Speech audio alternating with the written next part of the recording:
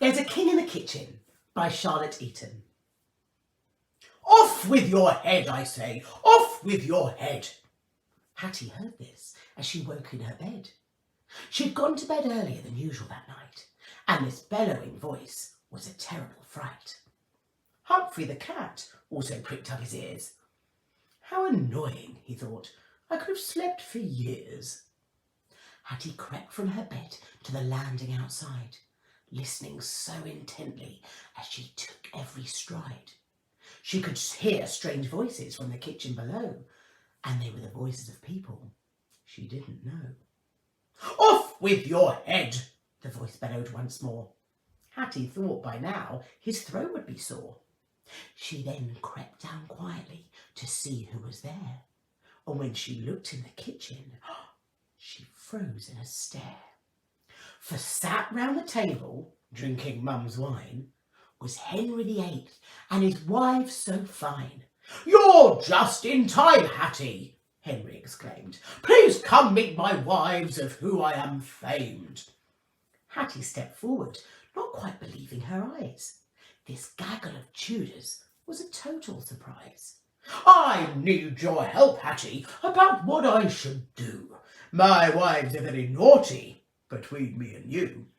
I need to decide whether to let them all live, to let bygones be bygones and learn to forgive. In a rather quivering voice, Hattie spoke out. What on earth have they done to make you cross and shout? Well, the king then began to present all the women and tried to explain all their treacherous sinning. My first dear wife is Catherine of Aragon, born no sons and has the essence of tarragon. She gave me a daughter as cute as a fairy, and she will one day be the Queen Bloody Mary. Catherine stood up, to Hattie's surprise, with a pretty round face and big blue eyes. I was married to the king for 24 years, and now this great brute he has brought me to tears. He wanted a son as heir to the throne, but I couldn't do that, so now I'm alone. He's found another to love, so I'll have to leave. He desires Anne Boleyn, who wears the green sleeves. Boleyn interrupted. I'm his new number one, but I too failed to give him a son. I had Elizabeth, but he wasn't that keen, and she was soon to become the great Virgin Queen. Hattie was quite thoughtful and gave Henry a glare. Does it really matter if a girl is your heir?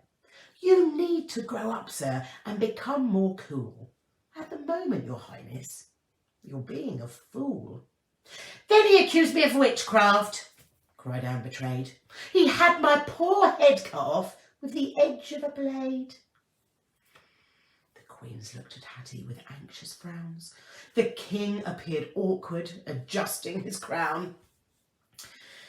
Hattie took a deep breath, not sure what she should say. Henry, I'm shocked. How could you act in this way? Well, at this point, Jane Seymour rose from her chair.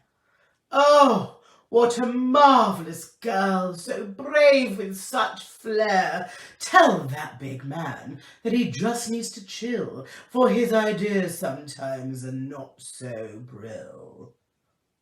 Aren't you called Jane? Hattie said with a grin. Did you love Henry, although he did sin? Yes, said the lady. Jane Seymour's the name. I bore him Edward to follow his reign. But I sadly died a few days after, the palace no longer filled with joy and laughter. This left Henry looking for another new queen, and my Edward cruelly died at only 15. Enough of this, ladies, bellowed the king. There's Anne of Cleves here. What tale does she bring? She is my fourth wife, and she has something to say.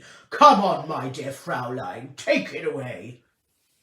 Oh, from Dusseldorf I came, and here I stand. He saw my portrait, and he asked for my hand. It wasn't long after he demanded divorce. The king spread a rumour that I looked like a horse. The queens were all shocked and frowned in disgust. The king, embarrassed, about to combust. He trembled and stuttered. He was trying to speak. This behaviour from him was completely unique. "Oh, I'm so sorry, dear Anne. I was terribly cruel. Can you forgive me, my dear? I'm a silly old mule." Anne smiled quite sweetly and gulped down her wine. "That apology was wunderbar, most sublime." The queens all looked glad as Henry cowered. Then to the floor came Catherine Howard. "Excuse me," she exclaimed, looking down at hubby, who sat there forlorn and actually quite chubby. "He beheaded me too, which I thought was quite mean. I was the life and soul, such a fabulous queen. The king had a tantrum about things in my past. He said the marriage was over and we weren't to last. Oh, I cried and I screamed. I was ever so distraught. And my ghost still haunts the halls of Hampton Court." "It didn't chop my head off," then announced Miss Parr. We hadn't yet heard from this queen so far. "I was there at the end by his side till his death, right by my dear husband when he drew his last breath. But I am known for more than just the one who survived. I was bright and ambitious with plenty of drive. I looked after the country when he was away, and I published my own words, which was rare in those days." "That's brilliant," said Hattie. "You followed your dreams. Sadly, these others lived by stricter regimes. What have you to say, King Henry? You seem upset. Are you beginning to have some pangs of regret?" The king looked forlorn as he addressed his dear wives. "I'm incredibly sorry I ruined your lives. If I had my time again here on this earth, I would have made sure that I valued your worth. You're all brilliant women, strong, splendid and true. But Hattie, now it's time we talk about you." Hattie was nervous, waiting for Henry to speak. Would his words be uplifting or dreadfully bleak?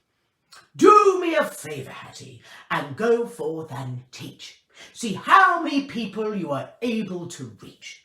Tell the children of this world just how they should be, that we are all equal. Yes, you've just made me see." Hattie stood addressing the royal flock. "I'm so glad you've seen sense, but it's now 12 o'clock. It's terribly late, and so I hope you don't mind. I'm just going upstairs now as I need to unwind.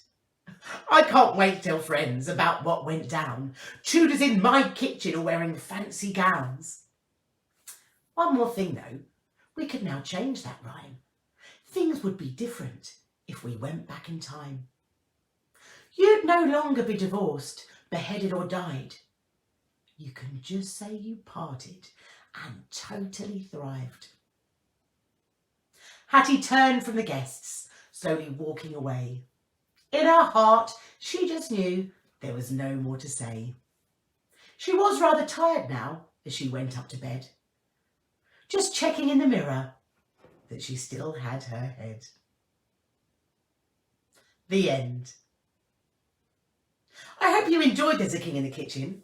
If you'd like to buy your own copy, you can do so at amazon.co.uk. Thank you very much. Bye-bye.